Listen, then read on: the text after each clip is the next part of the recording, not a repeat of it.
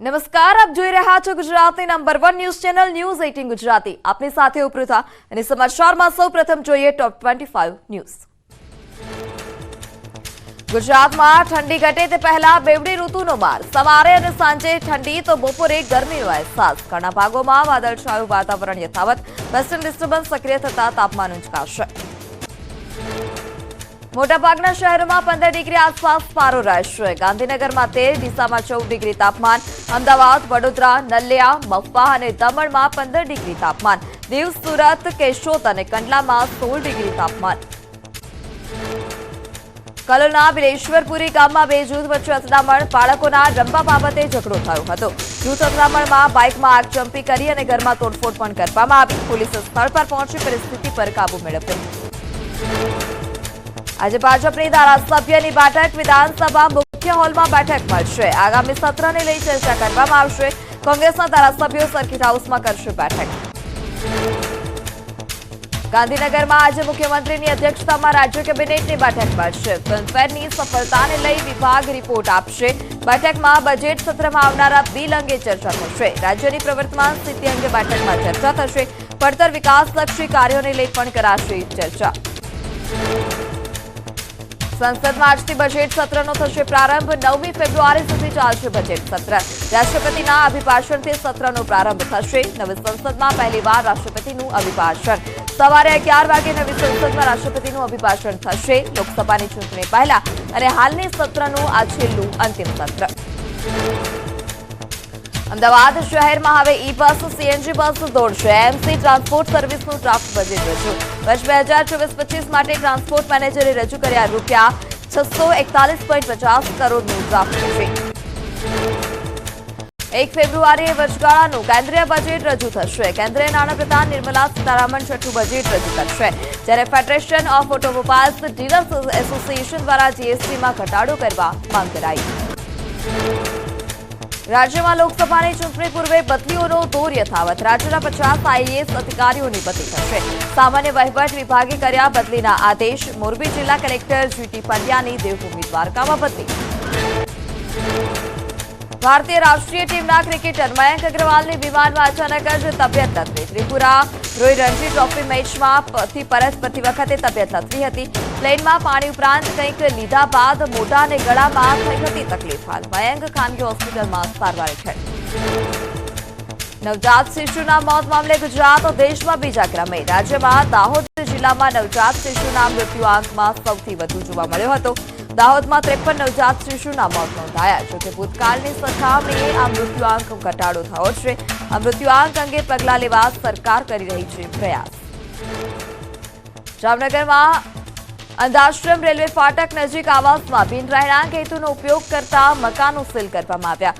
અગાઉ 14 જેટલી દુકાનો તરીકે રહેણા હેતુ સિવાય ઉપયોગમાં લેવાતા હોવાથી અપાઈ હતી નોટિસ। પોલીસને સાથે રાખી મનપાએ કરી કાર્યવાહી।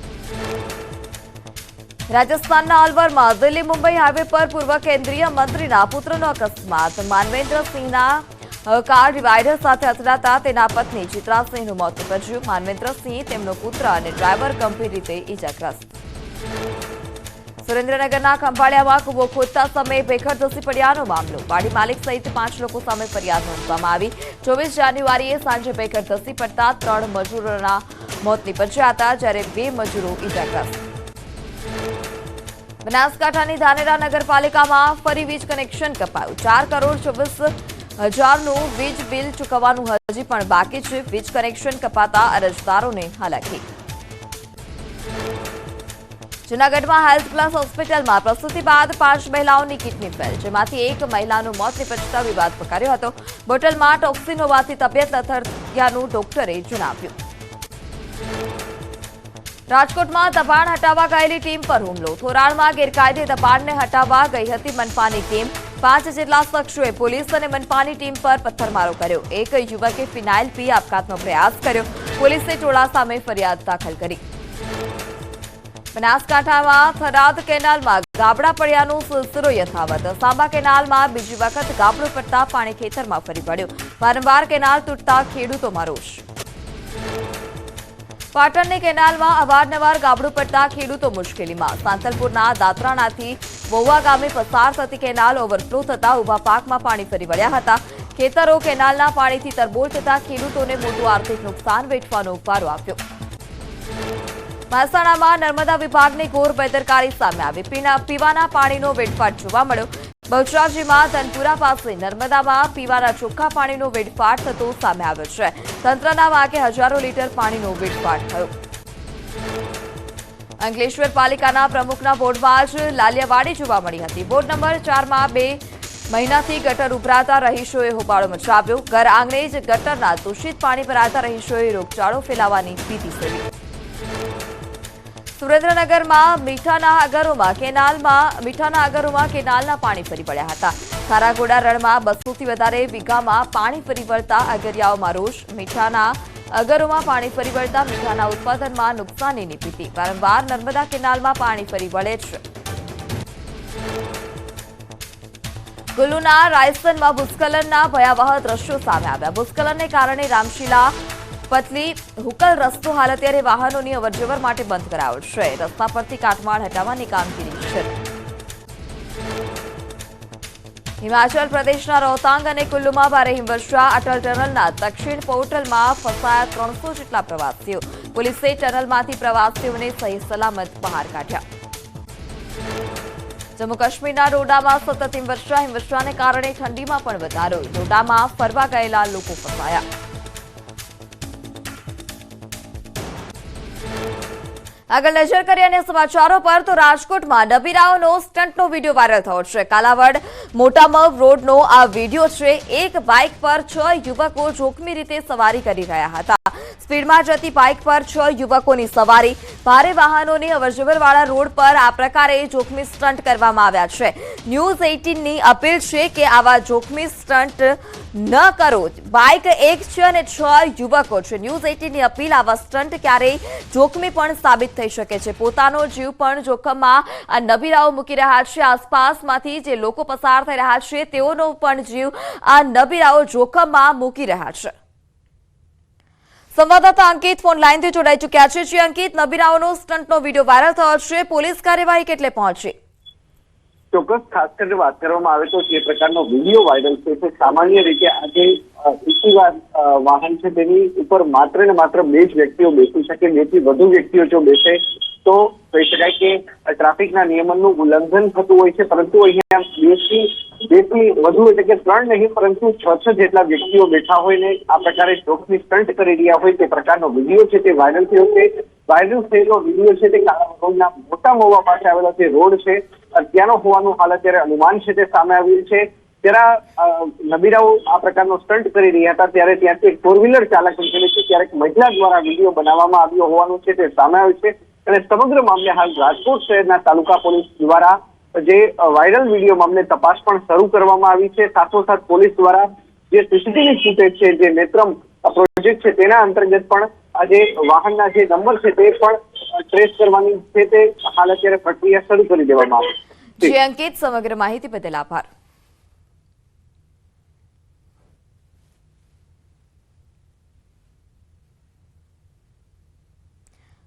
સુરતમાંથી મારામારીની ઘટના સામે આવી છે અને આ ઘટના સીસીટીવી કેમેરામાં કેદ થઈ. અઠવા લાઇનમાં યુવકો વચ્ચે મારામારી થઈ હતી. મારામારી થૂંકવા બાબતે થઈ હતી અને આ ઝઘડો થયો હતો થૂંકવા બાબતે અને ત્યારબાદ આ ઝઘડો મારામારી સુધી પહોંચ્યો હતો. પોપટ મહોલ્લામાં વાહનોમાં પણ તોડફોડ કરવામાં આવી. અઠવા પોલીસે મારામારી અંગે ગુનો પણ દાખલ કર્યો છે. તો સીસીટીવી ફૂટેજ પણ સામે આવ્યા છે. મારામારીનો બનાવ સીસીટીવી કેમેરામાં કેદ થયો છે. થૂંકવા જેવી નજીવી બાબતે ઝઘડો કરવામાં આવ્યો હતો અને ત્યારબાદ આ ઝઘડો મારામારી સુધી પહોંચ્યો હતો. પોપટ મહોલ્લામાં વાહનોમાં તોડફોડ પણ કરવામાં આવી. સંવાદદાતા કીર્તેશ ફોન લાઈનથી જોડાઈ ચૂક્યા છે. જે કીર્તેશ, અસામાજિક તત્વોનો આતંક દિવસે ને દિવસે વધી રહ્યો છે ત્યારે ફરી એક સીસીટીવી ફૂટેજ સામે આવ્યા. શું વધારે માહિતી? બિલકુલ પૂછતા, સુરતના અઠવાલા વિસ્તારની આ ઘટના છે. યુવકો વચ્ચે છૂટા હાથની મારામારી છે તે સમગ્ર ઘટના સીસીટીવીમાં કેદ થવા પામી છે. સીસીટીવી હાલ વાયરલ થયા છે. ખાસ કરીને થૂંકવા જેવી સામાન્ય બાબત છે. એપાર્ટમેન્ટમાં રહેતા યુવકો વચ્ચે બોલાચાલી થઈ હતી ને બોલાચાલી મારામારીમાં પરિવર્તિત થઈ હતી. જોકે આ સમગ્ર ઘટનામાં એક મહિલા પણ મારામારી કરતી જોવા મળી રહી છે. જોકે અઠવા પોલીસે આ મામલે ગુનો દાખલ કર્યો છે. મારામારી એટલી હદે હતી કે પાર્ક કરેલા વાહનોમાં પણ તોડફોડ કરવામાં આવી છે. એટલે કે મોહલ્લામાં પોપટ મોહલ્લામાં જ રહેતા લોકો અસામાજિક તત્વોની ભૂમિકા ભજવી હતી. જો કે પોલીસે આ મામલે મારામારીનો અને ગાડીઓમાં તોડફોડના એમ અલગ અલગ 2 ગુના દાખલ કરી આ મામલે વધુ તપાસ શરૂ કરી છે. જી કીર્તેશ, સમગ્ર માહિતી બદલ આભાર. કૃષિ મંત્રીના અધ્યક્ષ સ્થાને આજે મહત્વની બેઠક મળશે. ખરીફ સિઝનના પાકોના ભાવ નીતિ અંગે બેઠક કરવામાં આવશે. કેન્દ્ર સરકારની ટેકાના ભાવોની ભલામણ પણ કરવામાં આવશે. જ્યારે ભલામણો કરવા માટે પણ ચર્ચા કરવામાં આવશે. વાવેતર ઉત્પાદનના અંદાજ મુજબ ભાવ નક્કી કરી અને ભલામણ કરવામાં આવશે. સ્વર્ણિમ સંકુલ 1માં બપોરે 4 વાગે બેઠક મળશે.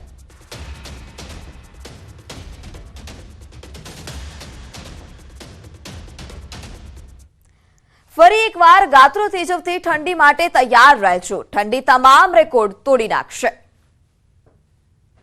રાજ્યમાં ભલે હાલ ઠંડીથી થોડી રાહત મળી હોય, પરંતુ માસ બદલાવાની સાથે સાથે ઠંડીનું જોર પણ વધવાનું છે. ફેબ્રુઆરી માસમાં ગાત્રો થીજવતી ઠંડી પડશે. ફેબ્રુઆરી માસમાં રેકોર્ડ બ્રેક ઠંડી પડશે. ડિસેમ્બર જાન્યુઆરીમાં નથી પડી એવી ઠંડી ફેબ્રુઆરીમાં જોવા મળશે. ફેબ્રુઆરીમાં ઠંડીનો 2 થી 3 રાઉન્ડ આવશે. ફેબ્રુઆરીના પ્રથમ સપ્તાહે જ ઠંડીનો પ્રકોપ જોવા મળશે. તો 12 અને 13 ફેબ્રુઆરીએ ફરી ગુજરાતમાં ઠંડીનો મારો રહેશે. ફેબ્રુઆરીમાં બેવડી ઋતુનો અનુભવ થશે. સવાર સાંજ હાડ થીજવતી ઠંડી પડશે. બપોરે ગરમીનો અહેસાસ થશે. મહત્તમ તાપમાનમાં પણ વધારો થશે. મહત્તમ તાપમાન 32 થી 34 ડિગ્રી નોંધાવાની શક્યતા રહેશે. આ ફેબ્રુઆરીનો રાઉન્ડ જે છે એ લગભગ ડિસેમ્બર જાન્યુઆરી માસમાં ઠંડી નથી આવી તેવી ઠંડી હવે જાન્યુઆરીના અંતમાં, ફેબ્રુઆરીની શરૂઆતમાં અને ફેબ્રુઆરી માસમાં આવશે. તો લોકોની ફેબ્રુઆરી માસમાં ગરમ વસ્ત્રોની સાથે સાથે રેઇનકોટ પણ સાથે રાખવા પડશે. કેમ કે માવઠું ખેડૂતોનો પીછો છોડવાનું નથી. હવામાન નિષ્ણાત અંબાલાલ પટેલે ખેડૂતોની જીવ અદ્ધર થઈ જાય તેવી આગાહી કરી. અંબાલાલ પટેલના અનુમાન પ્રમાણે ભારે વેસ્ટર્ન ડિસ્ટર્બન્સના કારણે 15 ફેબ્રુઆરી બાદ માવઠું પડી શકે છે. માવઠાની અસર કચ્છ, પૂર્વ ઉત્તર ગુજરાતમાં થઈ શકે છે. તો માર્ચમાં પણ માવઠું પીછો નહીં છોડે. અમદાવાદમાં હવે ફરી જોવા મળશે ડબલ ડેકર બસ. હવે અમદાવાદ વાસીઓની આતુરતાનો અંત આવ્યો છે. અમદાવાદના રસ્તાઓ પર ડબલ ડેકર બસ જોવા મળશે. એમટીએસ શહેરમાં AC double decker electric bus દોડાવશે. ગિફ્ટ સિટીમાં જીએસઆરટીએ શરૂ કરી છે double decker bus. GIFT City જેવી જ બસો અમદાવાદમાં એમટીએસ દોડાવશે. આરટીઓ રજીસ્ટ્રેશન સહિતની જરૂરીની પ્રક્રિયા જે હતી તે પૂર્ણ થયા બાદ શહેરના માર્ગ પર આ બસો દોડતી દેખાશે. સૂત્રોના મતે પ્રથમ રૂટ તરીકે વાસણાથી આશ્રમ રોડ થઈ અને આરટીઓ સુધી બસ દોડાવવાનું આયોજન છે.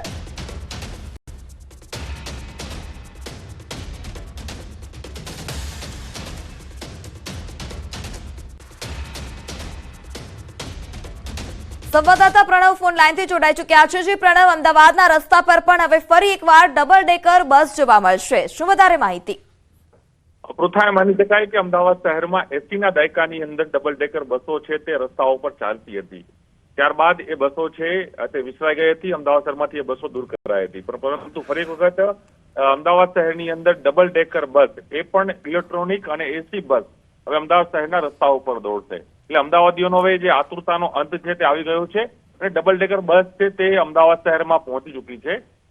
જે રીતે એમટીએસનું જે બજેટ પણ હતું, બજેટની અંદર પણ જોગવાઈ કરવામાં આવી હતી કે અમદાવાદ શહેરમાં 7 થી પણ વધુ ઈ બસ એટલે ડબલ ડેકર ઈ બસ તેની જોગવાઈ કરાઈ છે. તે અંતર્ગત પહેલી બસ છે તે અમદાવાદ શહેરમાં આવી ચૂકી છે અને જે હાલ માહિતી મળી છે ન્યૂઝ 18ને એ પ્રમાણે આ બસનો પહેલો રૂટ અમદાવાદ શહેરનો સૌથી જે પોસ્ટ ગણાતો અને સૌથી ટ્રાફિક વાળો જે વિસ્તાર માનવામાં આવે છે આશ્રમ રોડ, એટલે વાસણાથી આશ્રમ રોડ થઈને આરટીઓ સર્કલ સુધી આ બસ દોડવામાં આવશે. કારણ કે મુખ્યત્વે કારણ એ માનવામાં આવી રહ્યું છે કે ભવિષ્યની અંદર જે ગાંધી આશ્રમ છે તેનું ડેવલપિંગ કરવાનું છે. તે ડેવલપિંગ અંતર્ગત ત્યાં પ્રવાસીઓનો ઘસારો વધશે, લોકો બહારથી આવશે. તેના કારણે જે આશ્રમ રોડનો મુખ્ય જે કન્ટેન્ટ છે વાસણાથી આશ્રમ રોડ, આશ્રમ રોડથી આરટીઓ અને ગાંધી આશ્રમ, આ રૂટ ઉપર આખી આ બસ છે તે દોડવાની હાલ પ્રાથમિક તબકે શરૂઆત કરવામાં આવી છે. અને સાથે જ એ પણ માહિતી રહી છે કે આ બસ આવનારા 2 દિવસ બાદ અમદાવાદીઓ તેનો લાભ લઈ શકશે. કારણ કે આ બસ કંપનીમાંથી બનીને આવી ચૂકી છે. તેના તમામ જે આરટીઓના પાસિંગ છે તેની પ્રક્રિયા ચાલી રહી છે. તેના કારણે 2 દિવસ બાદ આ બસ છે ઓન રોડ એટલે પબ્લિક માટે, પ્રવાસીઓ માટે ચાલુ કરવામાં આવશે. પરંતુ ચોક્કસ આ એસી બસની ખાસિયતો પણ અનેક છે. કારણ કે આ એસી બસ છે તેની અંદર ડબલ ડેકર છે, 60 સીટની કેપેસિટી છે, લોકો બેસી શકશે. તો સાથે જ આ બસની અંદર સીસીટીવી થી લઈને તમામ જે આધુનિક સુવિધાઓ હોઈ શકે, મોબાઈલ ચાર્જ કરવાની પણ સુવિધા આ બસમાં મૂકવામાં આવી છે. અને એ જ રીતે આ બસ છે આની પહેલા પણ ગુજરાત સરકારનું જે GSRTC છે, ગુજરાત એસટી નિગમ છે, તેની અંદર પણ આ બસો દોડાવવામાં આવી હતી. ત્યારે ફરી વખત અમદાવાદ શહેરમાં 80ના દાયકા બાદ એટલે 50 વર્ષ બાદ ફરી એક વખત એટલે 5 દાયકાઓ બાદ ફરી એક વખત અમદાવાદ શહેરમાં ડબલ ડેકર બસ છે તે અમદાવાદીઓ તેનો લાભ લઈ શકશે. જી પ્રણવ, સમગ્ર માહિતી બદલ આભાર.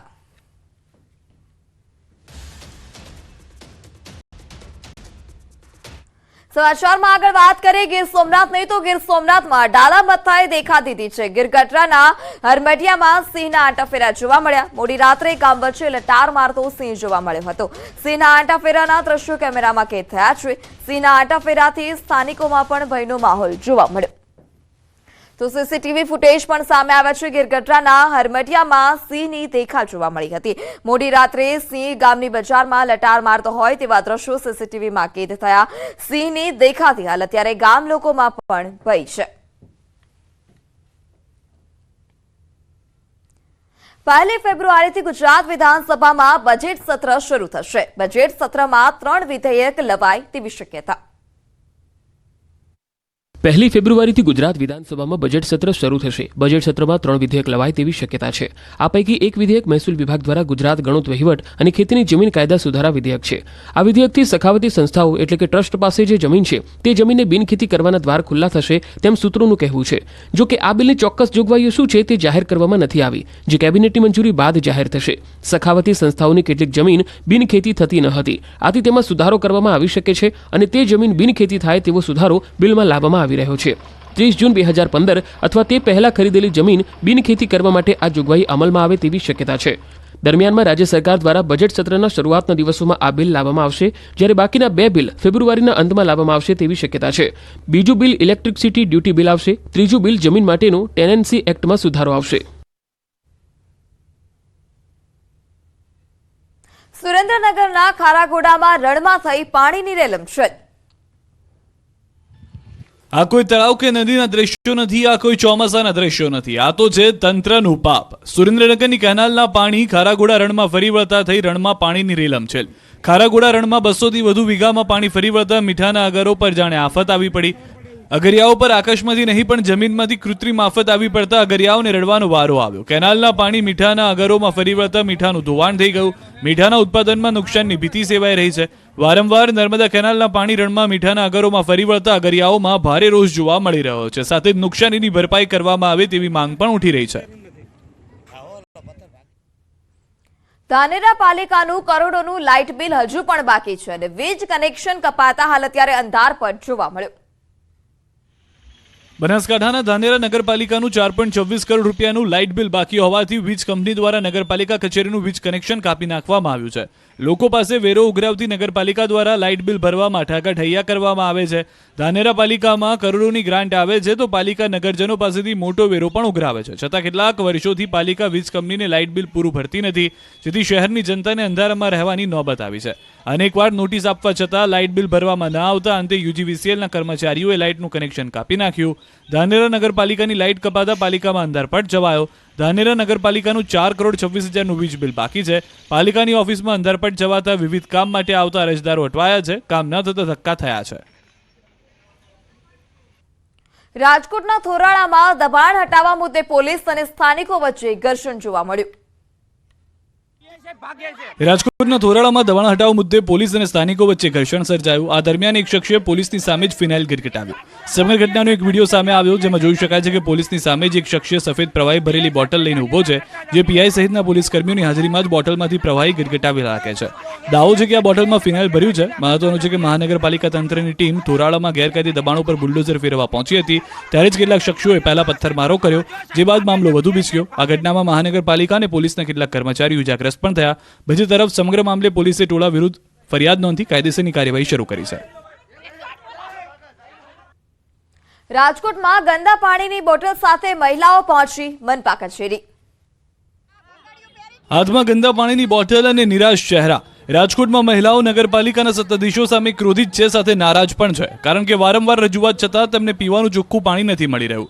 મહિલાઓનો આરોપ છે કે પીવાના પાણીની લાઇનમાં ગટરનું પાણી ભળી રહ્યું છે. પુરાવા માટે મહિલાઓ પોતાના હાથમાં ગંદા પાણીની બોટલ લાવી હતી. મહિલાઓ સત્તાધીશોને સવાલ કરી રહી હતી કે આ પાણી કેમ પીવું? શું તમે આવું પાણી પીશો? જો નહીં તો અમને કેમનું આવું પાણી અપાઈ રહ્યું છે? વોર્ડ નંબર 11ના શ્રી હરિ સોસાયટીમાં રહેતી મહિલાઓનો દાવો છે કે 8-8 મહિનાથી દૂષિત પાણી તેઓ રજૂઆત કરીને થાકી ગયા છે. હવે તો રજૂઆત કરીને થાક્યા બાદ પણ પરિણામ નથી મળ્યું, પરંતુ પોતાના બાળકો, પોતાના પરિવારને માંદગીથી બચાવવા તેઓ વારંવાર સત્તાધીશોના દરવાજા ખખડાવી રહ્યા છે. સ્થાનિક મહિલાઓનો દાવો છે કે આ અંગે તેમણે કોર્પોરેટર અને અધિકારીઓને રજૂઆત કરી, છતાં આજ દિવસ સુધી સમસ્યા જેસે થે તેવી જ. જો કે આ વખતે મહિલાઓએ ચીમકી ઉચ્ચારી છે કે તાત્કાલિક આ સમસ્યાનું નિરાકરણ લાવો, નહીં તો નારીઓને રણચંડી બનતા વાર નહીં લાગે. બીજી તરફ સ્ટેન્ડિંગ કમિટીના ચેરમેન જયમીન ઠાકરે જણાવ્યું હતું કે સ્થાનિકોની રજૂઆતને પગલે ડેપ્યુટી એન્જિનિયર તેમજ સિટી એન્જિનિયરને બોલાવાયા છે. સાથે જ ખાતરી આપી હતી કે આગામી 8 દિવસમાં સ્થાનિકોની સમસ્યાનો ઉકેલ લાવવામાં આવશે. તંત્ર અને કોન્ટ્રાક્ટરોની બેદરકારીને કારણે પાટણના ખેડૂતોને હવે રડવાનો વારો આવ્યો છે. કેનાલ નહીં, ખેડૂતોના નસીબ ફૂટતા ખેતરો ખેદાન મેદાન થયા.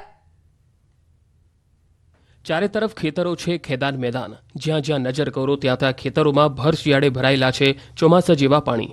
પાણીમાં પાકનો થઈ ગયો સત્યાનાશ. પગ ડૂબી જાય એટલા ભરેલા છે પાણી. ખેડૂતોના પાપીઓ છે નર્મદા કેનાલના ભ્રષ્ટ કોન્ટ્રાક્ટરો અને અધિકારીઓ. તંત્રના પાપે કેનાલની જાળવણી ન કરવામાં આવતા પાટણ પંથકમાં ખેડૂતો માટે કેનાલ આશીર્વાદરૂપ નહીં પરંતુ અભિશાપરૂપ બની ગઈ છે.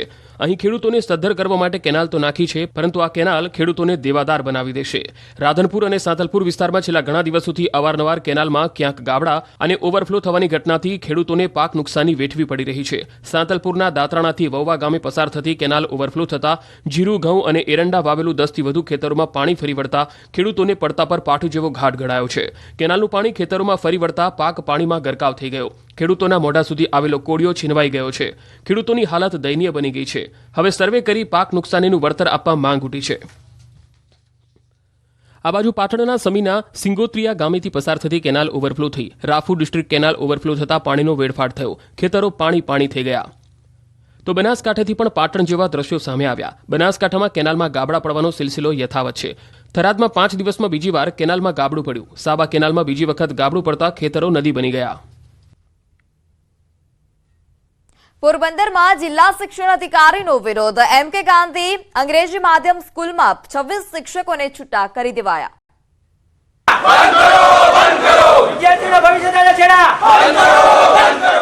પોરબંદર જિલ્લાની એકમાત્ર અંગ્રેજી માધ્યમની સ્કૂલમાં 26 જેટલા પ્રવાસી શિક્ષકોને છૂટા કરી દેતા છેલ્લા અઠવાડિયાથી બાળકોનું શિક્ષણ રામ ભરોસે છે.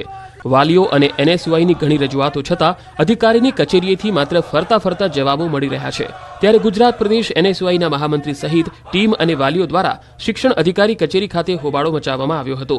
વાલીઓ અને NSY પ્રમુખ સહિતના કાર્યકર્તાઓએ જિલ્લા શિક્ષણ અધિકારીની કચેરી ખાતે પહોંચી જિલ્લા શિક્ષણ અધિકારીને આ અંગે ઉગ્ર રજૂઆત કરી હતી અને બંગડીઓ ટેબલ પર ફેંકી રોષ ઠાલવ્યો હતો. વાલીઓ અને વિદ્યાર્થી સંગઠન દ્વારા માંગ કરવામાં આવી હતી જેમ બને એમ વહેલી તકે શાળામાં ભણાવી શકે તેવા શિક્ષકોને મૂકવામાં આવે. રજૂઆતના પગલે પોલીસ દ્વારા 15 જેટલા NSYના કાર્યકર્તાઓની અટકાયત પણ કરવામાં આવી હતી. પોરબંદરની MK ગાંધી ઇંગ્લિશ મીડિયમ સ્કૂલમાં 1 થી 8 ધોરણની અંદર અંદાજે 1200 જેટલા વિદ્યાર્થીઓ અભ્યાસ કરે છે. હવે અચાનક પ્રવાસી શિક્ષકોને છૂટા કરી દેવાતા વિદ્યાર્થીઓનું ભાવિ અધરતાલ થઈ ગયું છે. વાલીઓના રોષ બાદ જિલ્લા શિક્ષણ અધિકારી દ્વારા જ્યાં સુધી નવા શિક્ષકોની ભરતી ન થાય ત્યાં સુધી જિલ્લાની અન્ય શાળાઓમાં ભણાવતા અંદાજિત 15 જેટલા શિક્ષકોને અહીં ભણાવવા આદેશ કરાયા છે. તો સમાચારોમાં અત્યારે બસ આટલું જ. વધુ સમાચાર માટે જોડાયેલા રહો ન્યૂઝ 18 ગુજરાતી સાથે. નમસ્કાર.